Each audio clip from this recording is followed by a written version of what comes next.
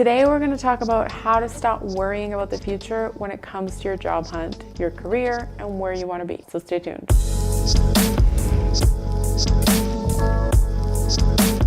Hoping or wanting versus being completely committed. So a lot of the times people will say things like, well, I hope it works out for me, or I really want to get a new job. But hoping or wanting both don't really require any action on the person's part. If you're just sitting there hoping something's gonna happen or hoping that you're gonna end up in your dream job, that really doesn't mean that you have to do anything versus being 100% committed to getting your dream job. I'll show you an example of what being committed means. Say that you go to a vending machine, you put the money in, press the button, and then the chips come out and then they get stuck. You have a choice at that point. You can, bang on it, do all the things with the vending machine. If it doesn't work though, what are you gonna do? At that point, you could just be like, oh, well, I really want the chips, but I'm gonna walk away, it's not worth it. Or you could be like 100% committed to getting these chips out. You could go around and ask a whole bunch of people if they could let you borrow $1 to get the next bag out so that you could then get the 2. You could go find the vending machine people, call them. You could break the glass, not suggesting you should do that. Or you could just hope that, you're gonna get chips in the future, but that doesn't require you to take any action. So when you are 100% committed, you know that you are going to do whatever it takes to get there. And when you are going to do whatever it takes to get there,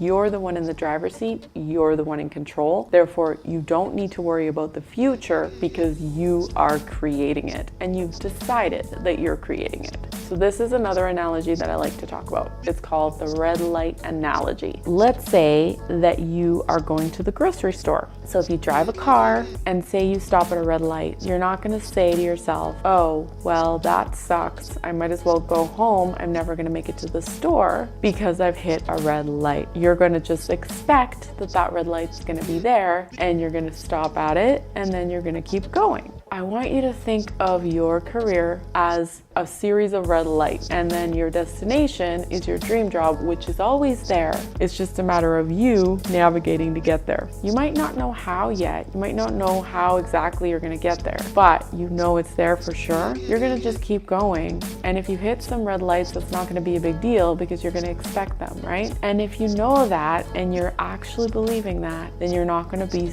worried about whether or not it happens or not because you already know that it's going to happen. It's just a matter of when and how, and you're going to figure that stuff out. So another big reason why people worry about the future a lot is because they're living in the past from the past. If I'm living from my past, I'm very limited as to what I can do in my future. If I say to myself, I can only do what I've done in the past again, or incrementally a little tiny bit better each time, like it's living in the past and saying, oh, well, I didn't ever get a job like this before, like the job I want, so I'm never going to be able to get one in the future. But how could that possibly be true? Because you have done a whole bunch of stuff that you never did before, or you wouldn't be here. So you have to start thinking in the future and what is possible. So you have to be focused on the future. A lot of the times you can see this in everyday life, how it makes people feel.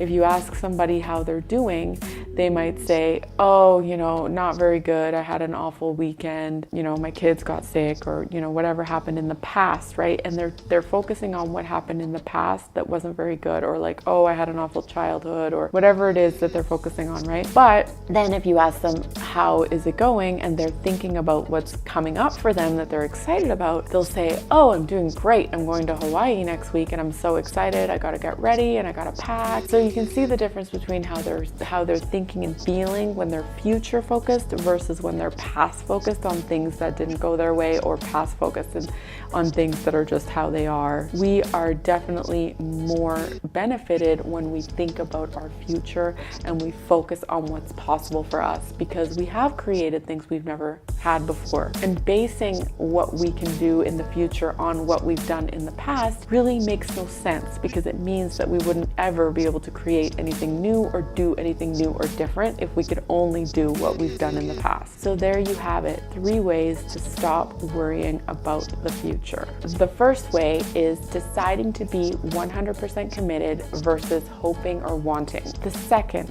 knowing and believing that it's going to happen, like it's the grocery store and it's there and it's waiting for you. You just need to figure out how many red lights there are going to be and how you're going to get there, but you are going to figure it out no matter what. And then the third is living from the future, from a place of possibility, from a place of what you can and will be doing, versus from your past where maybe things didn't work out or you've learned your lessons in the past. So I hope you enjoyed this video. Leave me a thumbs up, subscribe to the channel if you liked it.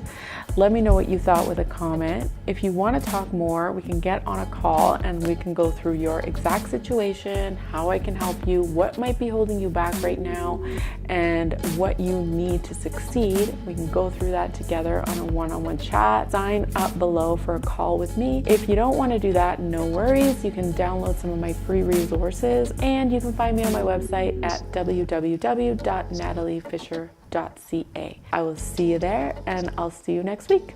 Thank you. Bye.